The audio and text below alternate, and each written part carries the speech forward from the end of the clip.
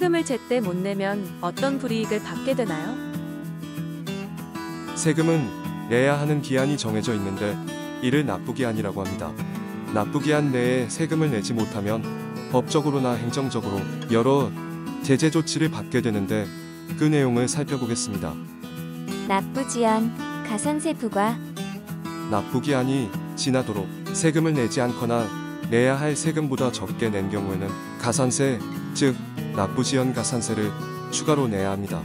납부지연 가산세는 납부하지 않은 세액의 법정 납부기한의 다음 날부터 납부일까지의 기간에 1일 10만 분의 25일율, 다시 말해 1년 9.125%를 적용하여 계산합니다.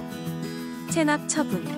세금을 체납하게 되면 세무서에서는 체납세액을 징수하기 위하여 체납자의 재산을 압류하며 그래도 계속하여 세금을 내지 않으면 압류한 재산을 매각하여 그 대금으로 체납세금을 충당합니다.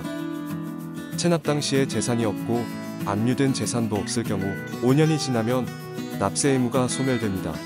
소유 재산이 없는 분들은 반드시 인지하세요. 행정규제. 1. 관어사업의 제한.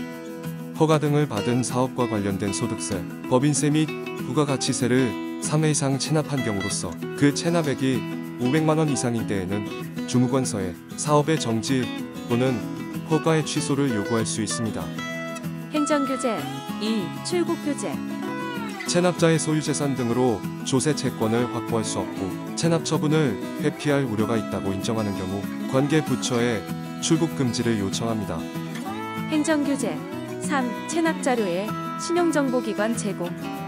체납 발생일부터 1년이 지나고 체납액이 500만 원 이상인 사람과 1년에 3회 이상 체납하고 체납액이 500만 원 이상인 사람에 해당하는 경우 세무서장은 신용정보 집중기관인 한국신용정보원에 자료를 제공하며 자료가 제공되면 신용불량 정보로 등록되어 신규 대출의 중단, 신용카드 발급 제한 등 각종 금융제재를 받을 수 있습니다.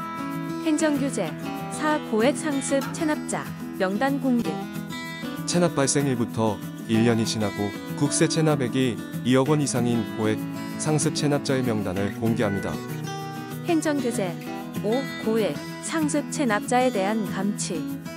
국세를 3회 이상 2억 원 이상 체납하고 1년이 경과한 경우와 납부 능력이 있음에도 정당한 사유 없이 체납한 경우 그리고 국세정보위원회의 의결로 감치 필요성이 인정되는 경우 이 세 가지 요건에 모두 해당하는 고액 상습 체납자에 대해 경찰서 유치장, 교도소 또는 구치소에 유치하는 감치 조치를 할 수 있습니다.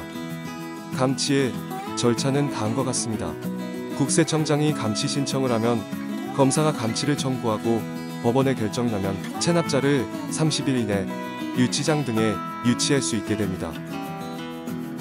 세금 죽을 때까지 따라다닙니다. 피하려 하지 마시고 분납 등 적법한 방법을 확인하세요.